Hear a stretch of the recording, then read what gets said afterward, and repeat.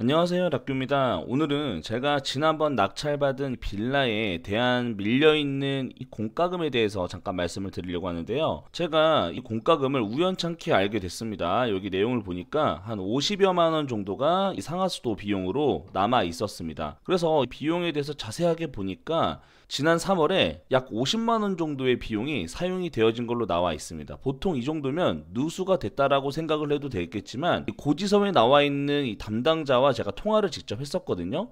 확인해 봤더니 266톤에 대한 이 비용이 발생했다고 하고, 이때 전 소유주로 보이는 사람이 인테리어 공사로 사용을 했다고 그렇게 내용이 전달이 됐다고 합니다. 그래서 약 50만 원 정도의 비용을 내지 않고 있었던 고지서에 대해서 내가 내야 되는지 물어봤는데, 처음에는 이게 일반 거래로 진행이 되는 사람이라고 생각을 했을 때는 이 전주인에게 이야기를 하라고 이야기를 하셨지만, 경매로 낙찰받은 이 빌라에 대한 미납된 공과금이다라고 이야기를 했더니 여기서 해결책이 나올 수 있었습니다. 여기 보시면 이런 경매 물건으로 진행된 경우에는 낙찰자가 새로운 주인이 된 시점부터 새롭게 계약을 하고 새롭게 시작을 할 수 있다고 이야기를 해주셨습니다. 그러면 이 전에 밀려있는 공과금은 어떻게 되느냐? 더 이상 해당 주소로 청구가 되지 않고요, 전 소유주를 찾아서 따로 청구를 한다고 하셨습니다. 결론은 제가 소유하고 있는 주택에는 더 이상 밀린 공과금에 대해서 독촉 납부 고지서가 더 이상 나오지 않는다는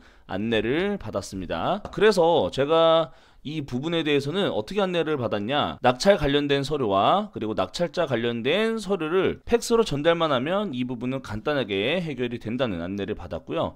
제가 동시에 전기세도 한번 확인을 해봤더니 약 5만 원 정도 밀려 있었습니다. 사실 이 부분에 대해서 제가 크게 생각을 하지 않았었는데, 이번에 상하수도도 이렇게 분리가 되는데 전기도 분리가 되는지 한번 확인을 해봤어요. 그래서 아래와 같이 답변을 받았는데요, 결론은 된다라는 답변이었습니다. 그래서 이렇게 보시는 것처럼 대체 신설 구비 서류 안내 드립니다. 전기 사용계약 변경 신청서, 그리고 내선 설비 불변경 확인서, 그리고 건물 소유자 신분증, 경매 낙찰 관련 증빙 서류를 이쪽 팩스로 보내면 간단하게 끝난다는 내용이었는데요. 그래서 이 서식을 보면요, 전기사용 계약 변경 신청서에 대해서 내용을 작성을 하고요, 내선설비 불변경 확인서에도 이 해지 후 재사용에 체크를 하고 나머지 내용을 작성을 하고 인감 도장을 찍어서 이 두 개의 서류와 함께 매각 허가 결정문, 매각 대금 완납 증명서, 그리고 법인 사업자 등록증, 법인 인감 증명서를 추가로 첨부해서 팩스로 전달을 하고, 쉽게 이 전기도 같은 맥락으로 분리를 해서